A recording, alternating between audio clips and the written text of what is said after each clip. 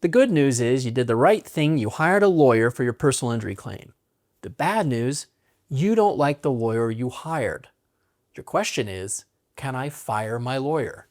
Well, like all lawyers, my answer is going to be, it depends. Listen, the bottom line is yes, you can fire your lawyer. I'm going to explain why you may want to do it and how you go about doing it. Let's get after it. I'm going to give you 3 reasons why people typically want to fire their lawyer. The number one reason that people are unhappy with their lawyer is poor communication. It's the number one reason for bar complaints. It is the number one reason that lawyers get fired. What does that mean, poor communication?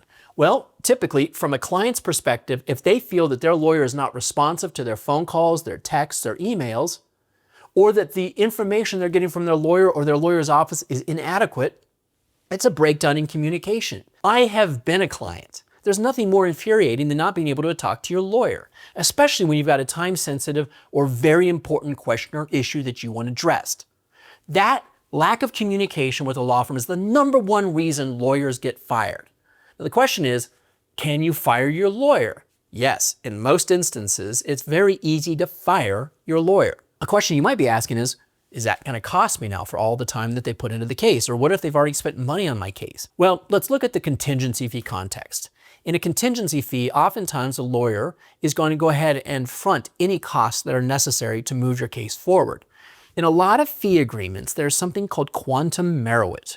I know it almost sounds like a James Bond movie. It's not. It's a Latin term, and what it means is the attorney can be paid for the time that they've put into the case. So if you fire a lawyer, the lawyer can tabulate how much time and effort that they've put into the case, and they can let your new law firm know, hey, when you resolve this client's case, you owe me now out of your share, your attorney's share, not the client's share, for the time that I put into this case. And by the way, I've also incurred several $100s or several $1,000s in costs. I need to be reimbursed for those. That reimbursement almost always comes from your new lawyer. I'd like to say it almost never comes out of your own pocket, but every state is different, and frankly, every fee agreement can be a little different. I know at my firm, when a client hires us, we tell them, listen, you are free to leave at any time. If you choose to go to another lawyer, we'll communicate with your new lawyer, and we'll ask them to reimburse us for our time on the case when they resolve your case. We understand that if they can't resolve it, and you don't get any money, we're not going to come after you for reimbursement of our time and any costs that we've put into it. That's how our firm works. Now, we rarely get fired. We like to think we do a very good job of communicating with our clients.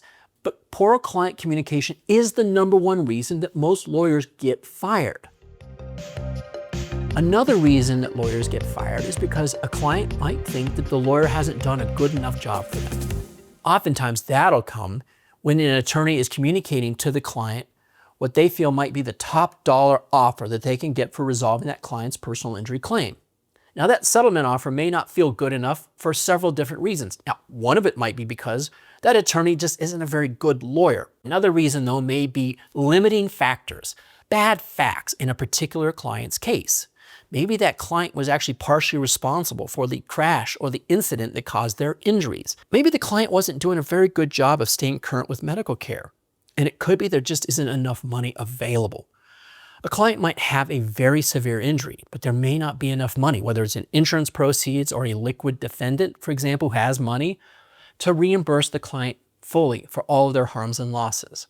Personal injury cases can be difficult to prove. Most lawyers work very hard to try to get the best result possible for their clients. But that is a reason why some clients decide they want to fire their lawyer. They're just unhappy with the result that that attorney is going to get for them. Lawyers in general try to do the right thing. That's why we got into the practice of law. It's to help people.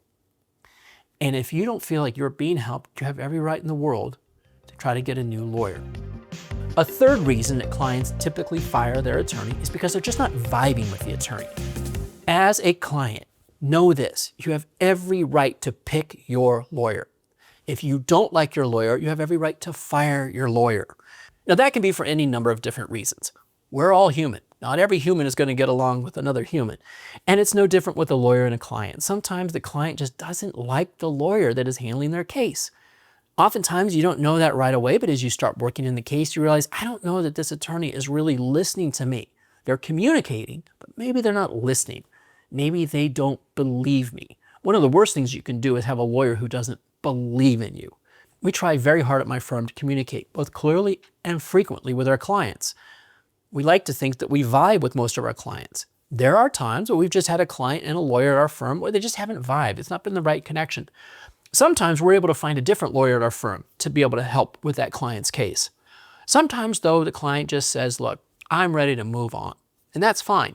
When that happens, a client usually has every right to be able to fire their lawyer and hire a new lawyer. Typically, if you decide you want to fire a lawyer and hire a new lawyer, the new lawyer will do the breakup call for you. There can be some downsides to switching a lawyer. And a lot of that has to do with a delay in momentum on the case. It does take some time to build up a relationship with a new attorney. And you need to make sure that the new attorney is the kind of person that you want to have helping you, because what you don't want to do is be hopping around from lawyer to lawyer. It just really complicates your case and makes things a little bit harder for the next lawyer to want to take your case seriously if they know that you've been through 3 or 4 different attorneys before you contact them. And if it's toward the end of the case too, and your current attorney has already obtained perhaps the highest settlement offer that that insurance company is legitimately going to pay, and you fire them because you don't think that's enough, and you go to try to hire a new attorney, that new attorney might look at the case and say, you know, I don't know that I can do much better than this. Or if I take your case, I know immediately I'm going to have to file a lawsuit. Now, there could be statutes of limitations that are starting to get closer and closer and closer. The statute of limitations is something in the law that says, look, you have until this particular time to file a case in court, or your ability to file that is gone forever. Some lawyers are just fine taking a case when the statute of limitations is running in a couple of months, but a lot of lawyers are hesitant to do that. And a large part of that has to do with legal malpractice insurance. Lawyers have to carry insurance in case they screw up, just like doctors. That insurance is there to protect the client in case the lawyer screws up and messes up the value of the case, or what they call blows a statute of limitations. What that means is they don't file your lawsuit in time, and the statute has run, and you can now no longer ever file your lawsuit.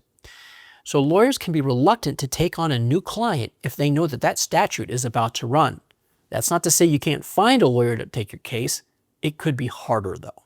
Look, at the end of the day, if you're not happy with your lawyer, in most instances, you can fire your lawyer. Trust your gut, think about the facts of the case, and just remember, the grass isn't always greener on the other side. Thanks for watching. If you've got any questions or thoughts, you can let me know in the comments below or send me a direct message. Thanks a lot.